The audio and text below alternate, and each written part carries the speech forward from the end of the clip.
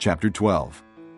Rehoboam went to Shechem, for all the Israelites had gone there to make him king. When Jeroboam son of Nebat heard this, he was still in Egypt, where he had fled from King Solomon. He returned from Egypt.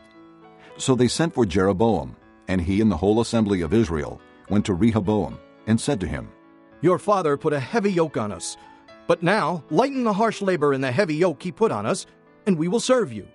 Rehoboam answered, Go away for 3 days, and then come back to me. So the people went away. Then King Rehoboam consulted the elders who had served his father Solomon during his lifetime. How would you advise me to answer these people? He asked. They replied, If today you will be a servant to these people, and serve them and give them a favorable answer, they will always be your servants. But Rehoboam rejected the advice the elders gave him and consulted the young men who had grown up with him and were serving him. He asked them, What is your advice? How should we answer these people who say to me, Lighten the yoke your father put on us? The young men who had grown up with him replied, Tell these people who have said to you, Your father put a heavy yoke on us, but make our yoke lighter. Tell them, My little finger is thicker than my father's waist. My father laid on you a heavy yoke. I will make it even heavier. My father scourged you with whips. I will scourge you with scorpions. 3 days later, Jeroboam and all the people returned to Rehoboam, as the king had said. Come back to me in 3 days. The king answered the people harshly. Rejecting the advice given him by the elders, he followed the advice of the young men and said, My father made your yoke heavy. I will make it even heavier. My father scourged you with whips. I will scourge you with scorpions. So the king did not listen to the people. For this turn of events was from the Lord, to fulfill the word the Lord had spoken to Jeroboam, son of Nebat, through Ahijah the Shilonite. When all Israel saw that the king refused to listen to them, they answered the king, What share do we have in David? What part in Jesse's son? To your tents, O Israel. Look after your own house, O David. So the Israelites went home. But as for the Israelites who were living in the towns of Judah, Rehoboam still ruled over them. King Rehoboam sent out Adoniram, who was in charge of forced labor, but all Israel stoned him to death. King Rehoboam, however, managed to get into his chariot and escape to Jerusalem. So Israel has been in rebellion against the house of David to this day. When all the Israelites heard that Jeroboam had returned, they sent and called him to the assembly and made him king over all Israel. Only the tribe of Judah remained loyal to the house of David. When Rehoboam arrived in Jerusalem, he mustered the whole house of Judah and the tribe of Benjamin, 180,000 fighting men, to make war against the house of Israel and to regain the kingdom for Rehoboam, son of Solomon. But this word of God came to Shemaiah, the man of God. Say to Rehoboam, son of Solomon, king of Judah, to the whole house of Judah and Benjamin, and to the rest of the people, This is what the Lord says, Do not go up to fight against your brothers, the Israelites. Go home, every one of you, for this is my doing. So they obeyed the word of the Lord and went home again, as the Lord had ordered. Then Jeroboam fortified Shechem in the hill country of Ephraim and lived there. From there he went out and built up Peniel. Jeroboam thought to himself, The kingdom will now likely revert to the house of David. If these people go up to offer sacrifices at the temple of the Lord in Jerusalem, they will again give their allegiance to their lord Rehoboam, king of Judah. They will kill me and return to King Rehoboam. After seeking advice, the king made 2 golden calves. He said to the people, It is too much for you to go up to Jerusalem. Here are your gods, O Israel, who brought you up out of Egypt. One he set up in Bethel, and the other in Dan. And this thing became a sin. The people went even as far as Dan to worship the one there. Jeroboam built shrines on high places and appointed priests from all sorts of people, even though they were not Levites. He instituted a festival on the 15th day of the 8th month, like the festival held in Judah, and offered sacrifices on the altar. This he did in Bethel, sacrificing to the calves he had made. And at Bethel he also installed priests at the high places he had made. On the 15th day of the 8th month, a month of his own choosing, he offered sacrifices on the altar he had built at Bethel. So he instituted the festival for the Israelites and went up to the altar to make offerings. Chapter 13. By the word of the Lord, a man of God came from Judah to Bethel, as Jeroboam was standing by the altar to make an offering. He cried out against the altar by the word of the Lord. O altar, altar, this is what the Lord says. A son named Josiah will be born to the house of David. On you he will sacrifice the priests of the high places, who now make offerings here, and human bones will be burned on you. That same day the man of God gave a sign. This is the sign the Lord has declared. The altar will be split apart, and the ashes on it will be poured out. When King Jeroboam heard what the man of God cried out against the altar at Bethel, he stretched out his hand from the altar and said, Seize him! But the hand he stretched out toward the man shriveled up, so that he could not pull it back. Also the altar was split apart, and its ashes poured out, according to the sign given by the man of God by the word of the Lord. Then the king said to the man of God, Intercede with the Lord your God, and pray for me that my hand may be restored. So the man of God interceded with the Lord, and the king's hand was restored, and became as it was before. The king said to the man of God, Come home with me, and have something to eat, and I will give you a gift.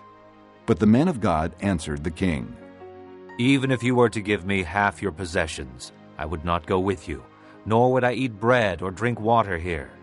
For I was commanded by the word of the Lord, You must not eat bread or drink water, or return by the way you came. So he took another road, and did not return by the way he had come to Bethel.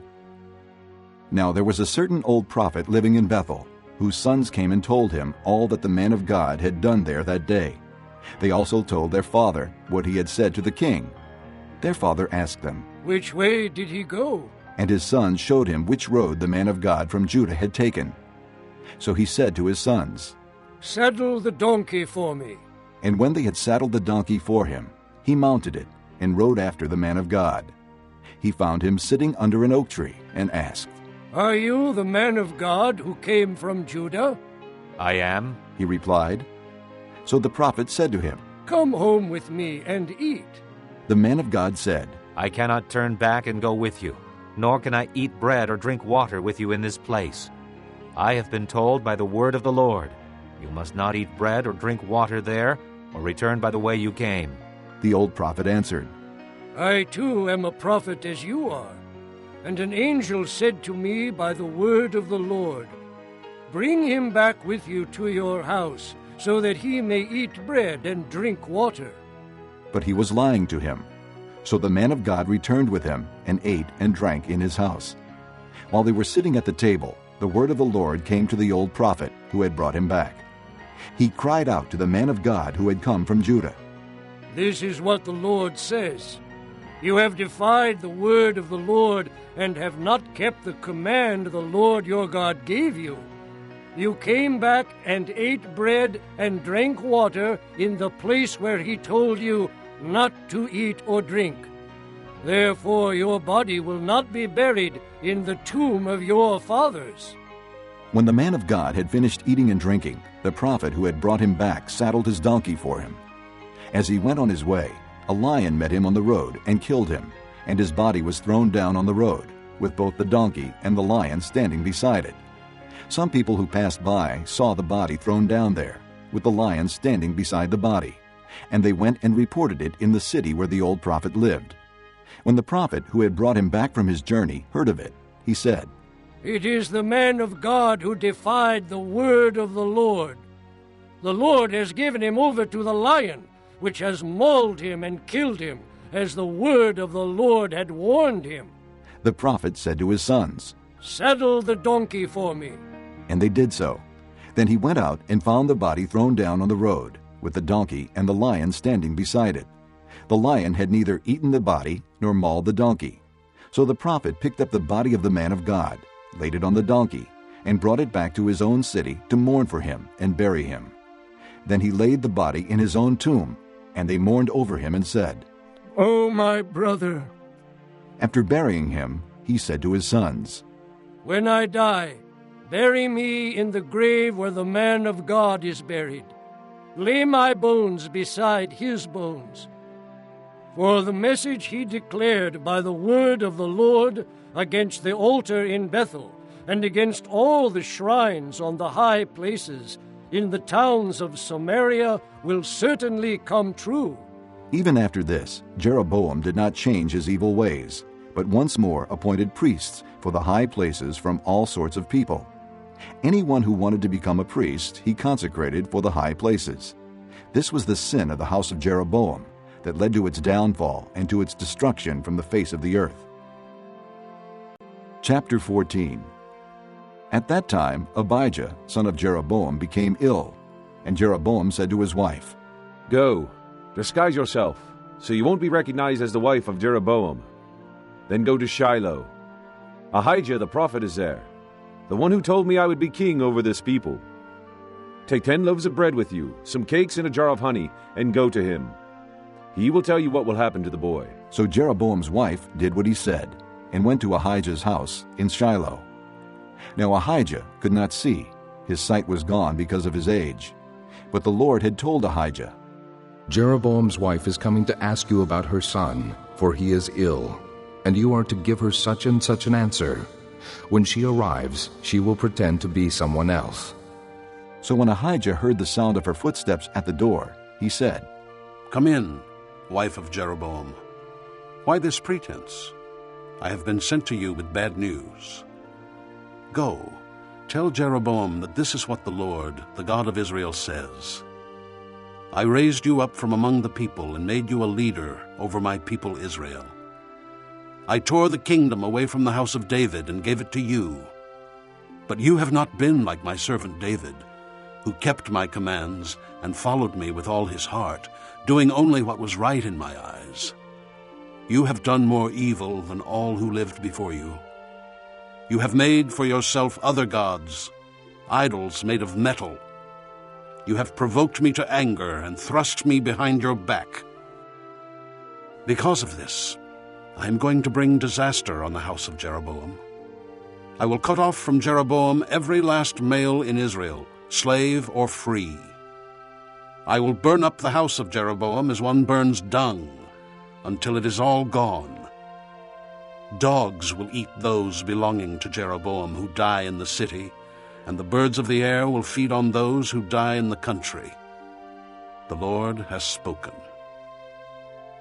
As for you, go back home. When you set foot in your city, the boy will die. All Israel will mourn for him and bury him. He is the only one belonging to Jeroboam who will be buried, because he is the only one in the house of Jeroboam in whom the Lord, the God of Israel, has found anything good. The Lord will raise up for himself a king over Israel who will cut off the family of Jeroboam. This is the day. What? Yes, even now.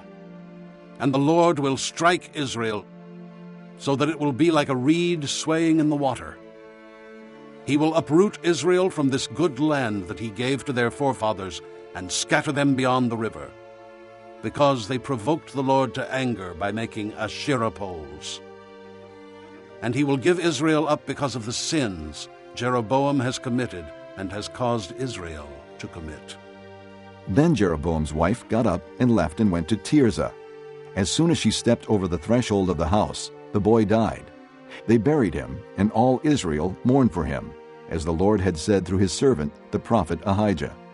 The other events of Jeroboam's reign, his wars and how he ruled, are written in the book of the annals of the kings of Israel. He reigned for 22 years, and then rested with his fathers. And Nadab his son succeeded him as king. Rehoboam, son of Solomon, was king in Judah. He was 41 years old when he became king, and he reigned 17 years in Jerusalem, the city the Lord had chosen out of all the tribes of Israel in which to put his name. His mother's name was Naamah. She was an Ammonite. Judah did evil in the eyes of the Lord. By the sins they committed, they stirred up his jealous anger more than their fathers had done. They also set up for themselves high places, sacred stones, and Asherah poles on every high hill and under every spreading tree. There were even male shrine prostitutes in the land. The people engaged in all the detestable practices of the nations the Lord had driven out before the Israelites. In the 5th year of King Rehoboam, Shishak, king of Egypt, attacked Jerusalem. He carried off the treasures of the temple of the Lord and the treasures of the royal palace. He took everything, including all the gold shields Solomon had made. So King Rehoboam made bronze shields to replace them, and assigned these to the commanders of the guard on duty at the entrance to the royal palace. Whenever the king went to the Lord's temple, the guards bore the shields, and afterward they returned them to the guard room. As for the other events of Rehoboam's reign and all he did, are they not written in the book of the annals of the kings of Judah? There was continual warfare between Rehoboam and Jeroboam, and Rehoboam rested with his fathers and was buried with them in the city of David. His mother's name was Naamah. She was an Ammonite, and Abijah, his son, succeeded him as king. Chapter 15. In the 18th year of the reign of Jeroboam, son of Nebat, Abijah became king of Judah, and he reigned in Jerusalem 3 years. His mother's name was Maacah, daughter of Abishalom. He committed all the sins his father had done before him. His heart was not fully devoted to the Lord his God, as the heart of David his forefather had been. Nevertheless, for David's sake the Lord his God gave him a lamp in Jerusalem, by raising up a son to succeed him, and by making Jerusalem strong. For David had done what was right in the eyes of the Lord, and had not failed to keep any of the Lord's commands all the days of his life, except in the case of Uriah the Hittite. There was war between Rehoboam and Jeroboam throughout Abijah's lifetime. As for the other events of Abijah's reign and all he did, are they not written in the book of the annals of the kings of Judah? There was war between Abijah and Jeroboam, and Abijah rested with his fathers and was buried in the city of David, and Asa his son succeeded him as king. In the 20th year of Jeroboam king of Israel, Asa became king of Judah, and he reigned in Jerusalem 41 years. His grandmother's name was Maacah, daughter of Abishalom. Asa did what was right in the eyes of the Lord, as his father David had done. He expelled the male shrine prostitutes from the land and got rid of all the idols his father had made. He even deposed his grandmother Maacah from her position as queen mother, because she had made a repulsive Asherah pole. Asa cut the pole down and burned it in the Kidron Valley. Although he did not remove the high places, Asa's heart was fully committed to the Lord all his life. He brought into the temple of the Lord the silver and gold and the articles that he and his father had dedicated. There was war between Asa and Baasha, king of Israel, throughout their reigns. Baasha, king of Israel, went up against Judah and fortified Ramah to prevent anyone from leaving or entering the territory of Asa, king of Judah. Asa then took all the silver and gold that was left in the treasuries of the Lord's temple and of his own palace. He entrusted it to his officials and sent them to Ben-Hadad, son of Tabrimmon, the son of Hezion, the king of Aram, who was ruling in Damascus. "Let there be a treaty between me and you," he said, "as there was between my father and your father. See, I am sending you a gift of silver and gold. Now, break your treaty with Baasha, king of Israel, so he will withdraw from me." Ben-Hadad agreed with King Asa and sent the commanders of his forces against the towns of Israel. He conquered Ijon, Dan, Abel-Beth-Maacah, and all Kinnereth, in addition to Naphtali. When Baasha heard this, he stopped building Ramah and withdrew to Tirzah. Then King Asa issued an order to all Judah. No one was exempt, and they carried away from Ramah the stones and timber Baasha had been using there. With them King Asa built up Geba in Benjamin, and also Mizpah. As for all the other events of Asa's reign, all his achievements, all he did in the cities he built, are they not written in the book of the annals of the kings of Judah? In his old age, however, his feet became diseased. Then Asa rested with his fathers and was buried with them in the city of his father David. And Jehoshaphat, his son, succeeded him as king. Nadab, son of Jeroboam, became king of Israel in the 2nd year of Asa, king of Judah, and he reigned over Israel 2 years. He did evil in the eyes of the Lord, walking in the ways of his father and in his sin, which he had caused Israel to commit. Baasha, son of Ahijah of the house of Issachar, plotted against him, and he struck him down at Gibbethon, a Philistine town, while Nadab and all Israel were besieging it. Baasha killed Nadab in the 3rd year of Asa, king of Judah, and succeeded him as king. As soon as he began to reign, he killed Jeroboam's whole family. He did not leave Jeroboam anyone that breathed, but destroyed them all, according to the word of the Lord given through his servant Ahijah the Shilonite, because of the sins Jeroboam had committed and had caused Israel to commit, and because he provoked the Lord, the God of Israel, to anger. As for the other events of Nadab's reign and all he did, are they not written in the book of the annals of the kings of Israel? There was war between Asa and Baasha, king of Israel, throughout their reigns. In the 3rd year of Asa, king of Judah, Baasha, son of Ahijah, became king of all Israel in Tirzah, and he reigned 24 years. He did evil in the eyes of the Lord, walking in the ways of Jeroboam and in his sin, which he had caused Israel to commit. Chapter 16. Then the word of the Lord came to Jehu, son of Hanani, against Baasha. I lifted you up from the dust, and made you leader of my people Israel. But you walked in the ways of Jeroboam, and caused my people Israel to sin, and to provoke me to anger by their sins. So I am about to consume Baasha and his house, and I will make your house like that of Jeroboam son of Nebat. Dogs will eat those belonging to Baasha who die in the city, and the birds of the air will feed on those who die in the country. As for the other events of Baasha's reign, what he did and his achievements, are they not written in the book of the annals of the kings of Israel?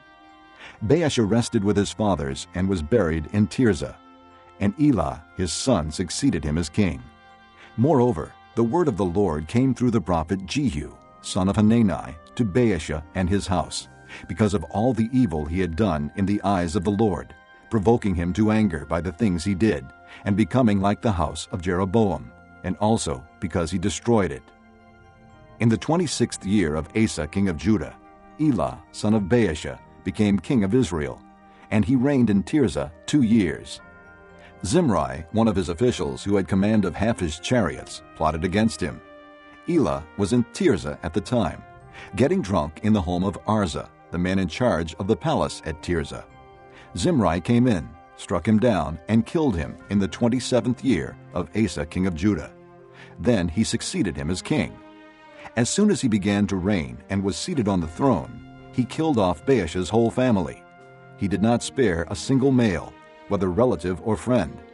So Zimri destroyed the whole family of Baasha, in accordance with the word of the Lord spoken against Baasha through the prophet Jehu, because of all the sins Baasha and his son Elah had committed and had caused Israel to commit, so that they provoked the Lord, the God of Israel, to anger by their worthless idols.